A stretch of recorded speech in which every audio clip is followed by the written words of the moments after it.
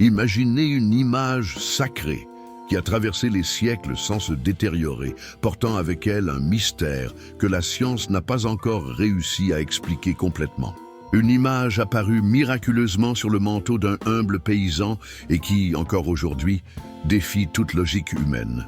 Voici l'histoire de Notre-Dame de Guadalupe, l'un des plus grands symboles de foi en Amérique latine et une relique qui attire chaque année des millions de pèlerins.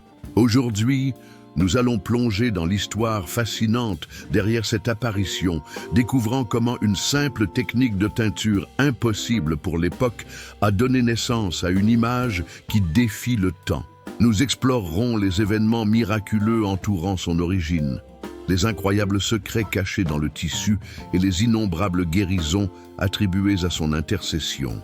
Restez jusqu'à la fin de cette vidéo pour découvrir non seulement l'histoire derrière cette relique, mais aussi les mystères qui continuent d'intriguer les chercheurs et les fidèles du monde entier. Préparez-vous pour un voyage de foi, d'histoire et de mystère.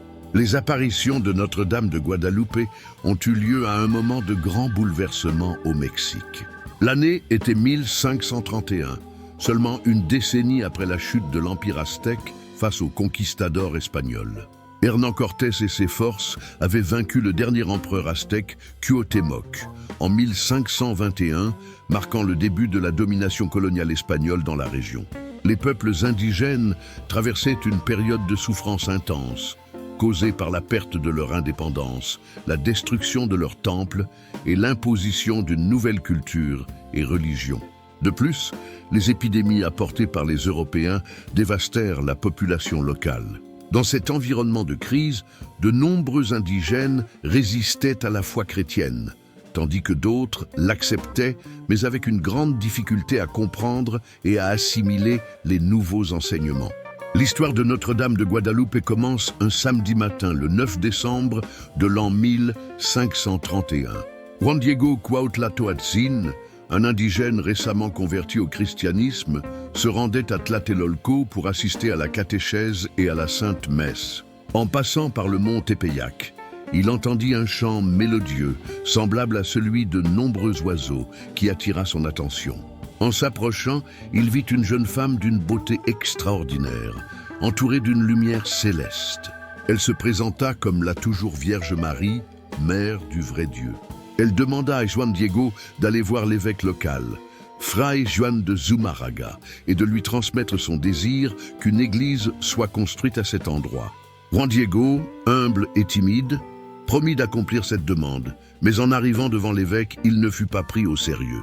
Découragé, Juan Diego retourna sur le mont Tepeyac pour raconter à Notre-Dame ce qui s'était passé. Elle l'encouragea à insister, lui demandant de retourner voir l'évêque le lendemain. Cette fois, l'évêque demanda une preuve de l'authenticité de l'apparition. Lorsque Juan Diego rapporta cela à la Vierge, elle le rassura et promit de lui fournir un signe.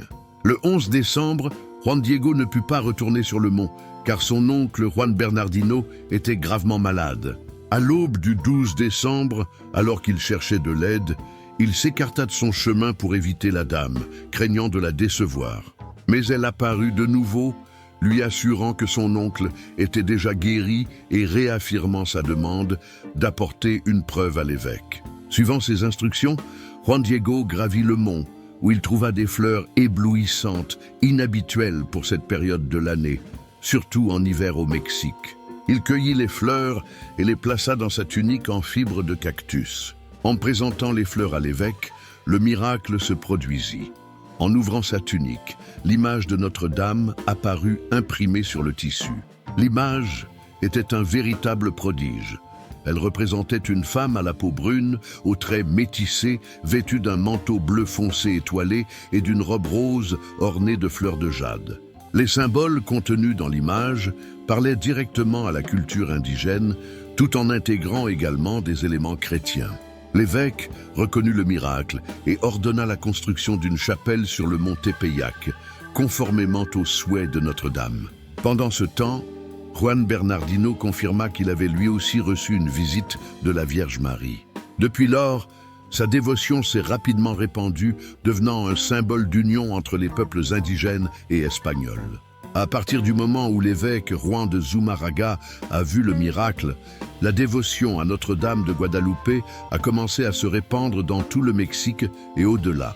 La construction d'une petite chapelle sur le mont Tepeyac fut rapidement achevée et la tunique avec l'image miraculeuse y fut placée pour la vénération. Des milliers d'indigènes, touchés par le récit des apparitions et par la représentation de la Vierge, commencèrent à se convertir au christianisme, la reconnaissant comme une mère aimante qui accueillait chacun. L'image de Guadalupe porte des significations culturelles et religieuses profondes. Elle apparaît debout sur un croissant de lune, vêtue d'un manteau bleu couvert d'étoiles, avec le soleil brillant derrière elle. Ces éléments entrent en résonance avec la cosmovision aztèque, où la lune, le soleil et les étoiles avaient une grande importance symbolique. De plus, la ceinture noire autour de sa taille indique une grossesse, suggérant que Marie était sur le point de donner naissance à Jésus-Christ. L'impact des apparitions fut transformateur. En quelques années, des millions d'indigènes embrassèrent la foi chrétienne, surmontant la résistance initiale provoquée par l'arrivée des colons. Au fil des siècles, le manteau a résisté au temps et à des événements qui auraient pu le détruire. Composé de fibres fragiles de cactus, sa préservation demeure un mystère. Des scientifiques modernes ayant examiné le tissu et l'image ont rapporté qu'il n'existe aucune explication naturelle à sa durabilité ni à la technique utilisée pour sa création. Les couleurs ne se sont pas estompées et il n'y a aucune trace de coup de pinceau. De plus, des événements extraordinaires liés à l'image ont renforcé son importance. En 1921, une bombe fut placée au pied de la tilma par un terroriste. L'explosion détruisit les objets alentours, mais la tilma resta intacte. Notre-Dame de Guadalupe fut officiellement déclarée patronne des Amériques par le pape Pie XII en 1935. Depuis lors, sa dévotion n'a cessé de croître et le sanctuaire de Guadalupe, construit pour abriter la tilma, est devenu l'un des lieux de pèlerinage les plus visités au monde. L'actuelle basilique, inaugurée en 1976, accueille chaque année des millions de pèlerins, en particulier lors de la fête de Notre-Dame de Guadalupe, le 12 décembre.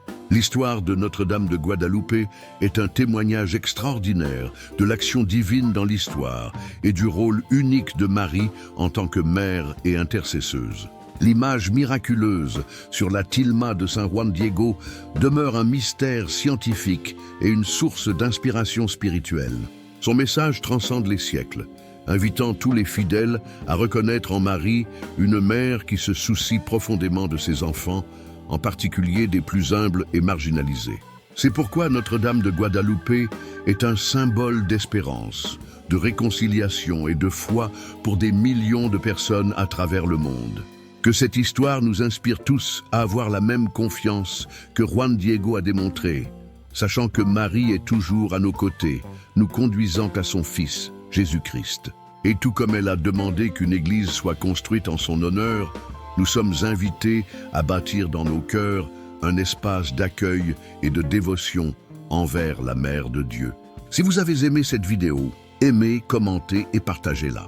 Abonnez-vous à la chaîne pour découvrir d'autres histoires inspirantes sur la riche histoire de l'Église catholique. Que Notre-Dame de Guadalupe intercède pour nous et nous couvre de son manteau protecteur.